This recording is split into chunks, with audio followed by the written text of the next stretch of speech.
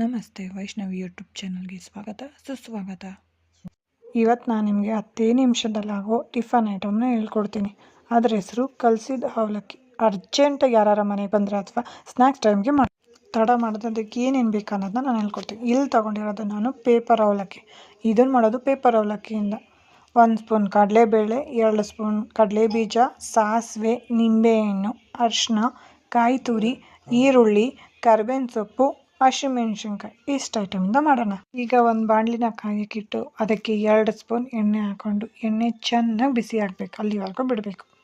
ಎಣ್ಣೆ ಚೆನ್ನಾಗಿ ಬಿಸಿ ಆದಮೇಲೆ ಸಾಸಿವೆ, ಕಡಲೆಬೇಳೆ, ಕಡಲೆಬೀಜನೆಲ್ಲ ಹಾಕಿ ಚೆನ್ನಾಗಿ ಸಾಸಿವೆ ಎಲ್ಲ ಚಿಟಪಟ ಅಂತ ಸಿಡಿದ್ಮೇಲೆ ಕಡಲೆಬೀಜ ಕಡಲೆಬೇಳೆ ಎಲ್ಲ ರೆಡ್ ಬ್ರೌನ್ ಬರೋವರೆಗೂ ಬೇಯಿಸ್ಬೇಕು. ಕಡಲೆಬೀಜ ಎಲ್ಲ ಸ್ವಲ್ಪ ಬ್ರೌನ್ ಆದಮೇಲೆ ಹಚ್ಚಿಟ್ಕೊಂಡಿರೋ ಕರಿಬೇವಿನ ಸೊಪ್ಪು ಮತ್ತು ಹಸಿಮೆಣಸಿನ್ಕಾಯಿನ ಅದಕ್ಕೆ ಹಾಕಿ ಚೆನ್ನಾಗಿ ಅದನ್ನು ಫ್ರೈ ಮಾಡ್ಕೋಬೇಕು.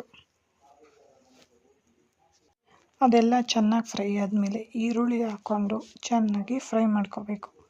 ನಾನು ಮೊದಲು ವಿಡಿಯೋದಲ್ಲಿ ಹೇಳಿರೋ ಹಾಗೆ ಈರುಳ್ಳಿ ಬೇಗ ಫ್ರೈ ಆಗಬೇಕಂದ್ರೆ ಮಧ್ಯದಲ್ಲಿ ಸಾಲ್ಟ್ ಹಾಕೋಬೇಕು. ಸಾಲ್ಟ್ ಹಾಕ್ಕೊಂಡು ಫ್ರೈ ಆದಮೇಲೆ ಅದಕ್ಕೆ ಸ್ವಲ್ಪ ಅರಿಶಿನದ ಪುಡಿ ಹಾಕ್ಕೊಂಡು ಚೆನ್ನಾಗಿ ಅರಿಶಿನದಲ್ಲಿರೋ ಹಸಿ ವಾಸನೆ ಹೋಗೋವರೆಗೂ ಚೆನ್ನಾಗಿ ಫ್ರೈ ಮಾಡ್ಕೋಬೇಕು.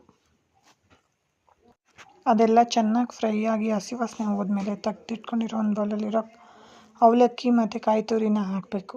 ನಾನೀಗ ವಿಡಿಯೋದಲ್ಲಿ ತೋರಿಸ್ತಿರೋ ಥರ ಕೈಯಲ್ಲೇ ಚೆನ್ನಾಗಿ ಮಿಕ್ಸ್ ಮಾಡಿಕೊಂಡ್ರೆ ಟೇಸ್ಟು ಚೆನ್ನಾಗಿರುತ್ತೆ, ಖುಷಿಯಿಂದನೂ ಅನಿಸುತ್ತೆ. ಕೊನೆಯದಾಗಿ ಅದಕ್ಕೆ ನಿಂಬೆಹಣ್ಣು ಹಿಂಡ್ಕೊಂಡು ನೀಟಾಗಿ ಎಲ್ಲ ಕಡೆ ಬೆರೆಯೋ ಹಾಗೆ ಚೆನ್ನಾಗಿ ಕೈಯಲ್ಲಿ ಮಿಕ್ಸ್ ಮಾಡ್ಕೊಂಡ್ಮೇಲೆ ಅದನ್ನು ಒಂದು ಬೌಲಿಗೆ ಸರ್ವ್ ಮಾಡಿಕೊಂಡ್ರೆ ರುಚಿಯಾಗಿರೋ ಈಸಿಯಾಗಿ ಆಗೋ ಕಲಸಿದ ಅವಲಕ್ಕಿ ರೆಡಿ. ಇಷ್ಟೇ. ನನ್ನ ವಿಡಿಯೋಗೆ ಲೈಕ್ ಮಾಡಿ, ನನ್ನ ಚಾನಲನ್ನು ಸಬ್ಸ್ಕ್ರೈಬ್ ಮಾಡಿ, ಆದಷ್ಟು ಶೇರ್ ಮಾಡಿ. ಮತ್ತೆ ಸಿಗುವ ಮುಂದಿನ ವಿಡಿಯೋದಲ್ಲಿ. ಧನ್ಯವಾದಗಳು.